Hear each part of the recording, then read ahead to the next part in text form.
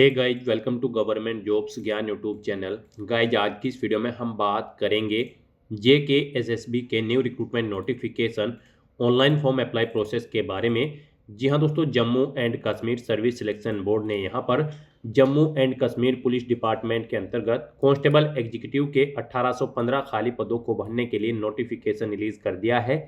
कैसे आप इस भर्ती में पार्टिसिपेट करने के लिए अपने फॉर्म अप्लाई कर सकते हो बिना कोई मिस्टेक किए हुए, इसकी पूरी जानकारी हम आपको स्टेप बाय स्टेप रजिस्ट्रेशन से लेकर प्रिंट तक इस वीडियो में देंगे।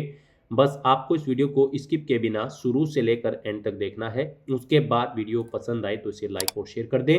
चैनल पर नए हो तो इसे सब्सक्राइब कर लें।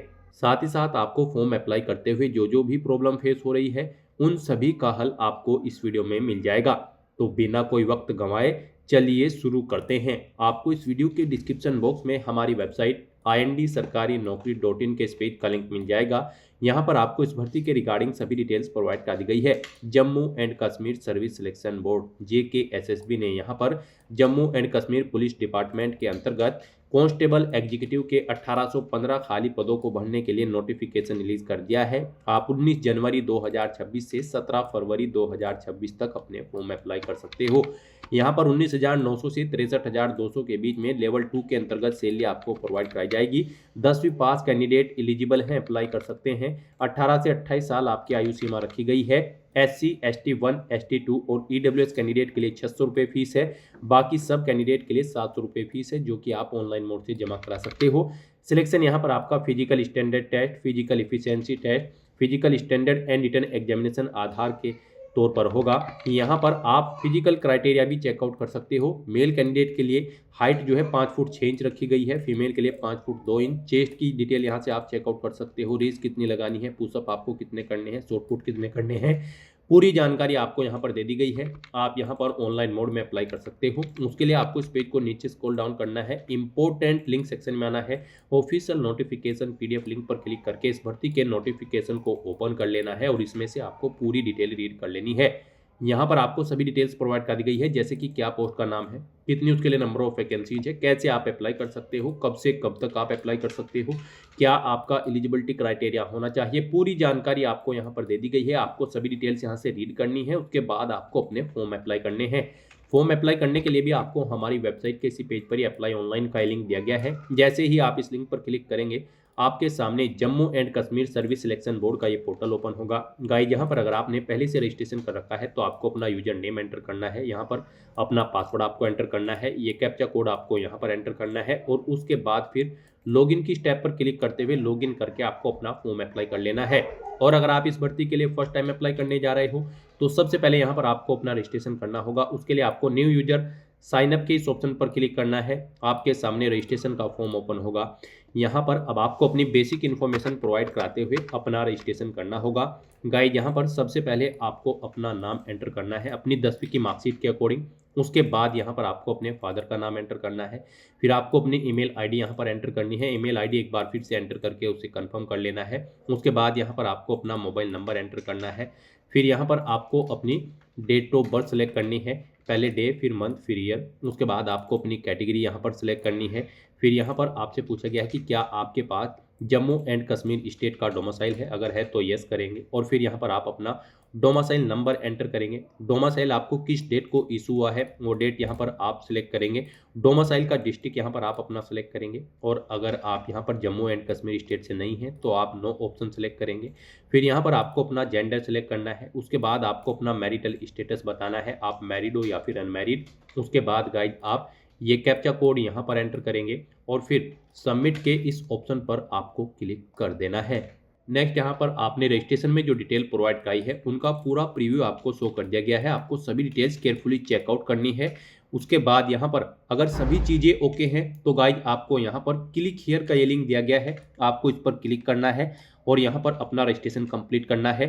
और अगर यहाँ पर कोई मिस्टेक है तो आप इस रेड कलर के क्लिक हियर लिंक पर क्लिक करें और एडिट करके अपनी डिटेल्स ओके कर लें। याद रहे, यहाँ पर अगर आपने एक बार इस ग्रीन कलर के क्लिक हियर पर क्लिक कर दिया तो फिर आप ये डिटेल एडिट नहीं कर पाएंगे, ये नॉन एडिटेबल हो जाएंगी। तो यहाँ पर अगर सभी चीज़ें ओके हैं तो आपको क्लिक हियर इस ग्रीन कलर के क्लिक हियर के लिंक पर क्लिक करना है इस तरह से यहाँ पर आपका रजिस्ट्रेशन सक्सेसफुली कंप्लीट हो जाएगा। आपको एक यूजर नेम यहाँ पर प्रोवाइड कर दिया गया है। ये यूजर नेम आपके रजिस्टर्ड मोबाइल नंबर और ईमेल आईडी पर भी सबमिट किया गया होगा।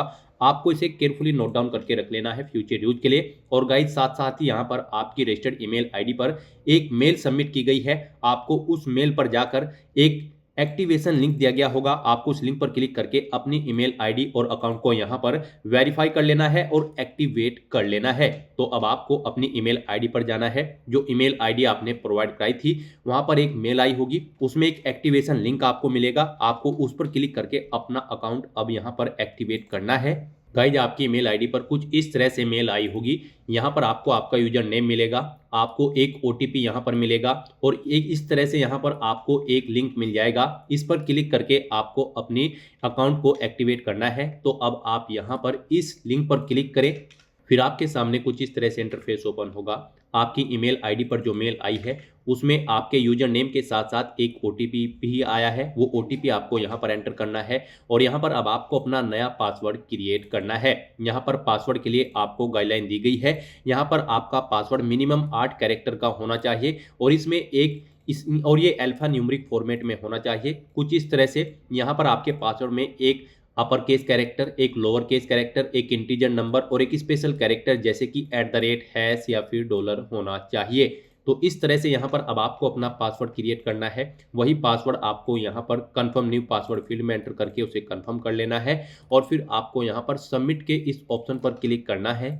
इस तरह से यहाँ पर आपका अकाउंट एक्टिवेट हो जाएगा। फिर आपको हमारी वेबसाइट के इसी पेज पर ही आना है, अप्लाई ऑनलाइन के इस लिंक पर क्लिक करना है।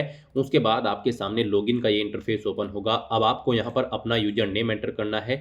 आपने जो पासवर्ड क्रिएट किया है वो पासवर्ड आपको यहाँ पर एंटर करना है। ये कैप्चा कोड आपको यहाँ पर एंटर करना है और उसके बाद लॉगिन के इस ऑप्शन पर क्लिक करके अपने डैशबोर्ड में लॉगिन कर लेना है।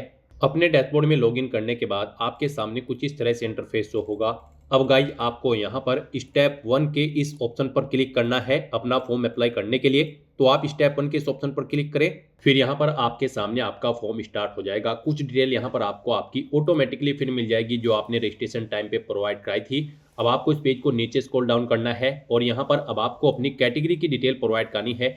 यहाँ पर अगर आप रिजर्व कैटेगरी से बिलोंग करते हैं तो आपके पास कैटेगरी सर्टिफिकेट होगा। वो आपको किस अथॉरिटी ने इशू कराया है उसका नाम यहाँ पर आपको देना है, जैसे कि पटवारी, कानूगो या फिर तहसीलदार। उसके बाद आपको अपना कैटेगरी सर्टिफिकेट नंबर यहाँ पर एंटर करना है। फिर यहाँ पर आपको अपनी सब कैटेगरी सिलेक्ट करनी है अगर आपकी सब कैटेगरी है। फिर यहाँ पर आपको बताना है आपका कैटेगरी सर्टिफिकेट आपको किस डेट को इशू हुआ था, वो डेट आपको सिलेक्ट करनी है। फिर यहाँ पर आपको उसकी एक्सपायरी डेट बतानी है, अगर एक्सपायरी डेट है कब वो एक्सपायर होगा। उसके बाद यहाँ पर आपसे पूछा गया है आपकी स्पेशल पुलिस ऑफिसर के रिगार्डिंग इन्फॉर्मेशन। यहाँ पर आपसे पूछा गया है कि क्या आप स्पेशल पुलिस ऑफिसर हैं, अगर हैं तो यस करेंगे, ज्वाइनिंग डेट देंगे। और यहाँ पर आपसे पूछा गया कि क्या आपको 3 साल का एक्सपीरियंस है एसपीओ के तौर पर, अगर है तो यस करेंगे, नहीं तो नो ऑप्शन सेलेक्ट करेंगे। और अगर आप यहाँ पर स्पेशल पुलिस ऑफिसर नहीं हैं तो आप सिंपली नो ऑप्शन यहाँ पर सेलेक्ट करेंगे। उसके बाद आपको आगे की डिटेल नहीं देनी होगी। फिर आपसे पूछा गया है कि क्या आप यहाँ पर वॉलंटियर होमगार्ड हैं, अगर हैं तो यस करेंगे और फिर उसकी डिटेल देंगे, ज्वाइनिंग डेट देंगे और फिर यहाँ पर आपको उसकी डिटेल देनी होगी, नहीं है तो आप नो ऑप्शन सेलेक्ट करेंगे। उसके बाद आपसे पूछा गया है कि क्या आपके पास यहाँ पर ड्राइविंग लाइसेंस है, अगर है तो आप यस करें और फिर उसकी डिटेल प्रोवाइड करें, जैसे कि डीएल नंबर कब इशू हुआ है, कब तक वैलिड है, किस अथॉरिटी ने आपको प्रोवाइड कराया है। नहीं है आपके पास ड्राइविंग लाइसेंस तो आप नो ऑप्शन सेलेक्ट कर लेंगे। फिर आपसे पूछा गया है कि क्या आपके पास एनसीसी का सर्टिफिकेट है, अगर है तो आप ये ऑप्शन सेलेक्ट करें और फिर यहाँ पर आप बताएं आपके पास ABC कौन सा सर्टिफिकेट है, किस डेट को इशू हुआ है, नहीं है तो आप नो ऑप्शन सेलेक्ट करेंगे। उसके बाद आपसे पूछा गया है कि क्या आप यहाँ पर सर्विस करते हैं, service police personnel, as a service police personnel, अगर करते हैं तो यस करेंगे, उसकी डिटेल देंगे, नहीं तो नो ऑप्शन सेलेक्ट करेंगे। फिर यहाँ पर आपसे पूछा गया है कि क्या आप एम्प्लॉय हैं जम्मू एंड कश्मीर गवर्नमेंट के अंतर्गत किसी डिपार्टमेंट में, अगर हैं तो यस करें और फिर उसकी डिटेल दे, जैसे कि पोस्ट का नाम, डिपार्टमेंट का नाम, डेट कब आपने अपॉइंटमेंट किया था, आपकी अपॉइंटमेंट हुई थी वो डेट आपको सिलेक्ट करनी है। नहीं है आप जम्मू एंड कश्मीर गवर्नमेंट में कार्यरत तो आप नो ऑप्शन सिलेक्ट कर लेंगे। उसके बाद आपसे पूछा गया है कि क्या आपके खिलाफ कभी कोई एफआईआर रजिस्टर हुई है, अगर हुई है तो आप यस करेंगे, नहीं तो नो ऑप्शन सेलेक्ट करेंगे। एफआईआर हुई है तो उसकी डिटेल यहाँ पर आप देंगे। उसके बाद आपसे पूछा गया है कि क्या आपके पास कोर्ट में कोई केस चल रहा है, अगर चल रहा है तो यस करें और उसकी डिटेल दें, नहीं तो नो ऑप्शन सेलेक्ट कर लेंगे। इस तरह से यहाँ पर आपको अपने कैरेक्टर से रिलेटेड यहाँ पर आंसर्स देने हैं। फिर आपसे पूछा गया है कि क्या आप किसी फील्ड में है, कोर्ट में अगर है तो यस करें, नहीं तो नो ऑप्शन सेलेक्ट करें। डिसिप्लिन के अगेंस्ट अगर आपके पास कोई एक्शन हुआ है तो आप उसकी डिटेल देंगे यस या नो में। इस तरह से यहाँ पर आपको अपनी डिटेल प्रोवाइड करनी है यस या नो में। मोस्टली यहाँ पर आपको सभी नो ऑप्शन सेलेक्ट करने होंगे। उसके बाद यहाँ पर आपको अपना फोटो और सिग्नेचर अपलोड करने हैं। यहाँ पर इनके लिए आपको गाइडलाइन दी गई है। आपका फोटो और यहाँ पर 20 केबी से 50 केबी के बीच में होना चाहिए। सिग्नेचर 10 केबी से 20 केबी के बीच में। जेपीजी या फिर जेपीजी फॉर्मेट में आपका फोटो और सिग्नेचर यहाँ पर होने चाहिए। तो अपना फोटो और सिग्नेचर अपलोड करने के लिए आपको सिलेक्ट फाइल के ऑप्शन पर क्लिक करना है, फाइल को सिलेक्ट कर लेना है और 1 बाय 1 करके अपना फोटो और सिग्नेचर यहाँ पर अपलोड कर देने हैं। और उसके बाद गाइज फिर आपको यहाँ पर सबमिट के इस ऑप्शन पर क्लिक करना है। सबमिट के ऑप्शन पर क्लिक करने के बाद आपकी डिटेल सबमिट हो जाएगी। फिर आपको यहाँ पर नेक्स्ट के इस ऑप्शन पर क्लिक करना है। नेक्स्ट यहाँ पर आपको अपना एड्रेस की डिटेल प्रोवाइड करनी है। यहाँ पर आपको सबसे पहले अपने परमानेंट मेलिंग एड्रेस एंटर करना है, यहाँ पर आप एंटर करें। उसके बाद यहाँ पर आपको अपना कोरोस्पोंडेंस मेलिंग एड्रेस यहाँ पर एंटर करना है। और अगर आपका कोरोस्पोंडेंस एड्रेस आपके परमानेंट एड्रेस के अकॉर्डिंग सेम है तो बस यहाँ पर आप इस चेकबॉक्स को ओके कर दें, same as permanent address. Automatically आपका कोरोस्पोंडेंस एड्रेस आपके परमानेंट एड्रेस के अकॉर्डिंग यहाँ पर फिल हो जाएगा। उसके बाद गाइड आपको सबमिट के इस ऑप्शन पर क्लिक करके अपनी ये डिटेल सबमिट कर देनी है। और फिर आपको यहाँ पर नेक्स्ट के इस ऑप्शन पर क्लिक करना है। नेक्स्ट यहाँ पर आपको अपनी एजुकेशनल क्वालिफिकेशन की डिटेल प्रोवाइड करनी है। गाइड यहाँ पर Jammu and Kashmir police constable executive की इस भर्ती में पार्टिसिपेट करने के लिए आपका कम से कम 10वीं क्लास पास आउट होना जरूरी है किसी वेल रिकॉग्नाइज्ड बोर्ड या फिर स्कूल से। तो यहाँ पर अब आपको अपनी क्वालिफिकेशन की डिटेल प्रोवाइड करनी है। उसके लिए सबसे पहले यहाँ पर आपको अपनी 8वीं क्लास की डिटेल प्रोवाइड करनी है, फिर आपको अपनी 10वीं की डिटेल प्रोवाइड करनी होगी। तो यहाँ पर अब आपको सबसे पहले इस चेकबॉक्स को ओके करना है अपनी 8वीं क्लास की डिटेल प्रोवाइड करने के लिए, मिडिल पास। उसके बाद आपको यहाँ पर बोर्ड का नाम सेलेक्ट करना है जिससे आपने अपनी 8वीं क्लास पास आउट की है। इस लिस्ट में नहीं है तो आप अदर ऑप्शन सेलेक्ट करेंगे और बोर्ड का नाम देंगे। फिर यहाँ पर आपको बताना है मैक्सिमम मार्क्स कितने थे, वो यहाँ पर आप एंटर करें। इनमें से आपने कितने मार्क्स ऑब्टेन किए हैं वो यहाँ पर आपको एंटर कर देने हैं।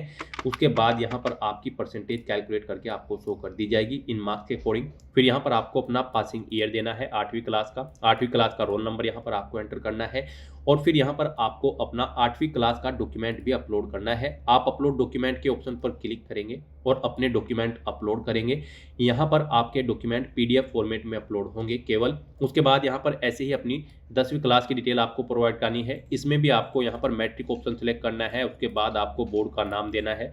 फिर यहाँ पर आपको बताना है आपकी 10वीं क्लास का जो रिजल्ट था वो मार्क्स में था, सीजीपीए में या फिर ग्रेड में, आप अपने अकॉर्डिंग ऑप्शन सेलेक्ट करेंगे। मार्क्स में अगर था तो आपको यहाँ पर टोटल मार्क्स देने होंगे, कितने इनमें से आपने ऑब्टेन किए हैं वो आपको एंटर करने होंगे। उसके बाद आपकी परसेंटेज इन मार्क्स के अकॉर्डिंग कैलकुलेट करके आपको शो कर दी जाएगी। आप अपनी 10वीं का पासिंग ईयर यहाँ पर एंटर करेंगे, रोल नंबर एंटर करेंगे और फिर अपनी 10वीं क्लास का डॉक्यूमेंट भी यहाँ पर आप अपलोड करेंगे, रिजल्ट या सर्टिफिकेट। उसके लिए आपको यहाँ पर अपलोड डॉक्यूमेंट के इस ऑप्शन पर क्लिक करना है। जैसे ही आप अपलोड डॉक्यूमेंट के इस किसी भी ऑप्शन पर क्लिक करेंगे आपके सामने कुछ इस तरह से पॉपअप शो होगा। यहाँ से आप चेकआउट कर सकते हो। आपको अपने ये रिजल्ट या सर्टिफिकेट पीडीएफ फॉर्मेट में अपलोड करने होंगे। 20 केबी से 100 केबी के बीच में इनका साइज होना चाहिए।